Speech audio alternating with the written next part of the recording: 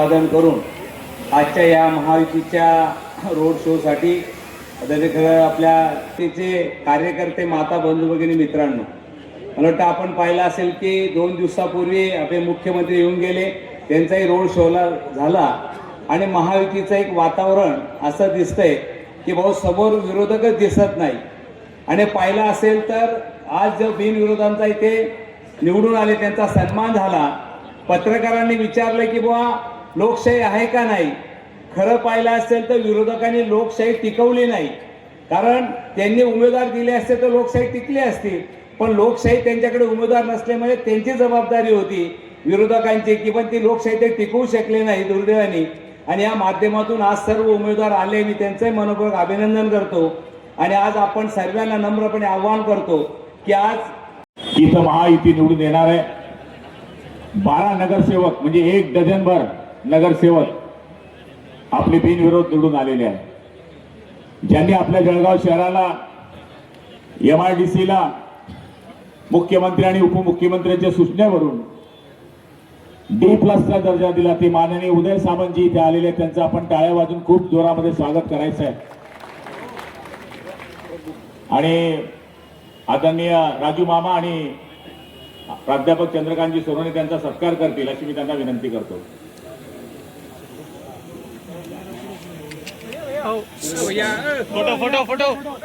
रिपब्लिकनच्या तर्फे सुद्धा उदय सामंत साहेबांचा सत्कार या ठिकाणी केला जाईल.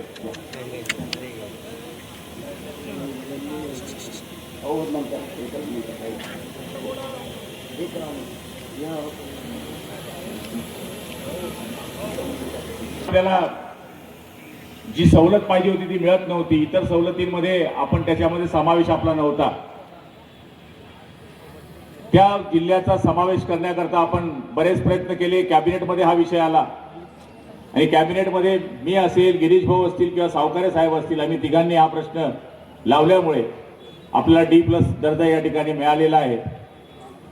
आज मी आपल्या सगळ्या शहरवासियांना आश्वासित करतो, आम्ही राज्य सरकारचे पैसे तर आणूच, पण सगळ्या आमदार महोदयांच्या सहकार्याने, खासदार महोदयाच्या सहकार्याने DPTC मधून सुद्धा राजू मामांना अस्वस्थ या ठिकाणी मी त्यांना ग्वाही देतो की DPTC मधून सुद्धा खूप मदत पुढच्या काळामध्ये सुद्धा जळगाव शहराला आम्ही करू, अशी आमदार महोदयांच्या वतीनं, खासदार महोदयांच्या वतीनं मी या ठिकाणी खात्री देतो.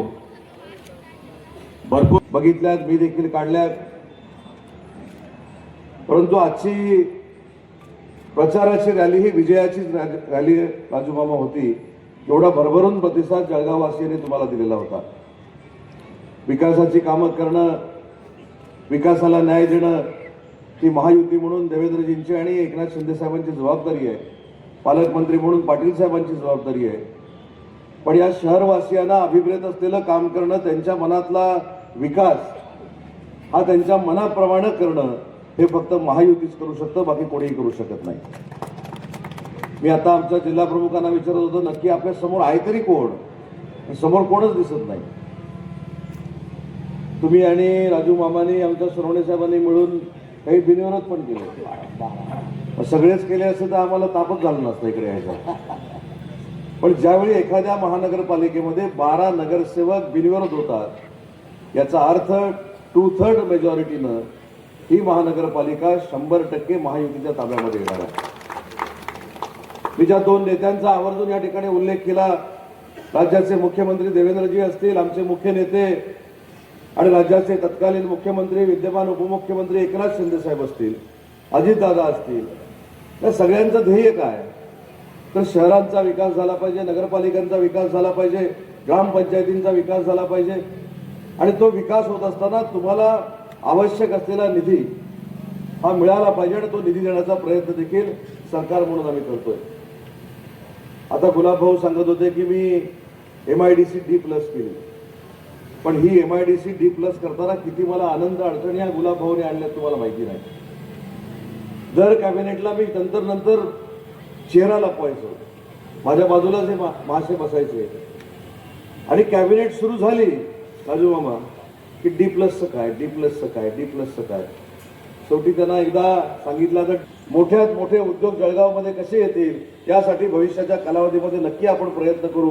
आणि शेवटी तरुणांना आणि तरुणींना स्वतःच्या पायावर जर उभं करायचं असेल तर फार मोठे उद्योजक या जिल्ह्यामध्ये आले पाहिजेत आणि ते आणण्याचा प्रयत्न तुमचा एक सहकारी म्हणून या ठिकाणी व्यक्त करतो.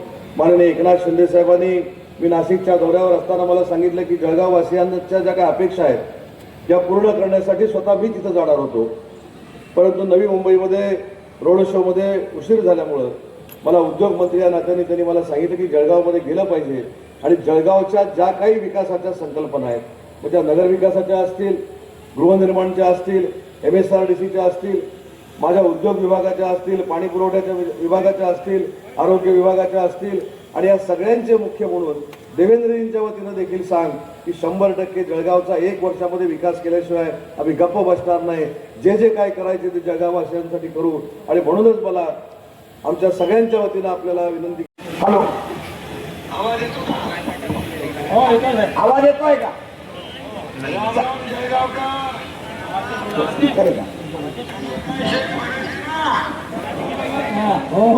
आज इथे उपस्थित म्हणा खानदेश ना मायबाप भाऊ लाडक्या बहिणीसले मला नमस्कार. मला खरं म्हणजे दिलगिरी व्यक्त करतो की माझी मनापासून इच्छा होती, खूप इच्छा होती आणि गुलाबराव पाटलांना मी महाराष्ट्रभर भाषण करायला पाठवतो आणि गुलाबराव ठिकाणी मी व्यक्त करतो. आणि खऱ्या अर्थाने हे आपण पाहतो की जळगावात दरवर्षी प्रभू रामचंद्राचा रथोत्सव होतो. त्या राम रथावर फडकतो तो भगवा घेऊन आपण निघालोय आणि विकास यात्रा आहे.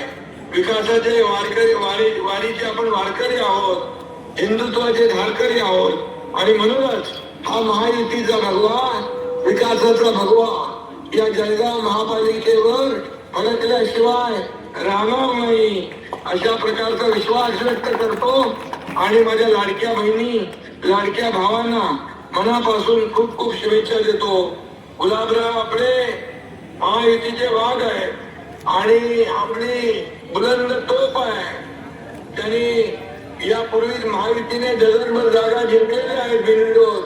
शिवसेनेने देखील विजयाचा षटकार मारलेला आहे आणि याला म्हणतात खऱ्या अर्थाने या जळगावचा बब्बर शेर. आणि गुलाबराव पाटलांनी देखील हे शिक्षण मारले आहे.